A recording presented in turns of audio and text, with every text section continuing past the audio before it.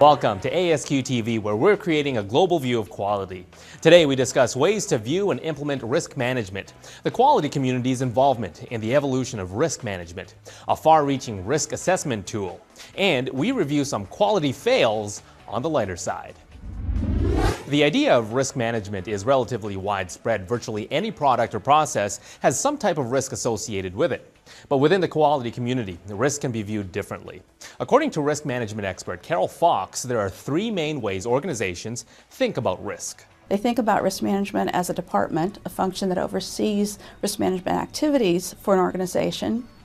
Other people think about risk management as a process that organizations go through to assess, identify, analyze, choose different risk responses and strategies, and then monitoring the effectiveness of those decisions as risk management. The other thought is that risk management is a discipline or a profession. How exactly an organization implements and structures its risk management function depends largely on its needs. All gets back to what are the objectives of the organization. So we've seen risk management groups be very centralized at a corporate level, and that's usually with teaching the organization how to think about risk and managing the mandate, managing the methodologies and those sorts of things. In other organizations, it's very decentralized. There's a very large automotive manufacturing firm where the risk management team itself is very, very small, but they've embedded risk officers across the organization reporting up to all of their senior leaders. So it really depends on the needs of the organization, what outcomes they're hoping to get out of risk management. It's very adaptable. No matter how you look at it, the fact is risk management can't be contained to one department, process, or team. It must be integrated across an organization in everything it does. We're seeing risk management evolving from a view of the organization. We're seeing that risk management, it needs to be more fully integrated within organizations, really being driven at the board level. Risk management traditionally has been about protecting the value of an organization.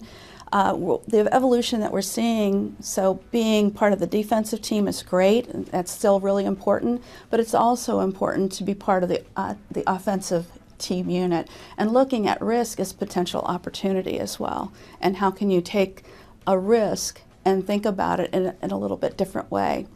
When we talk about risk, rather than thinking about it as just losses, it really is that future outcome that can either improve or worsen our position. So where does the quality community fit in?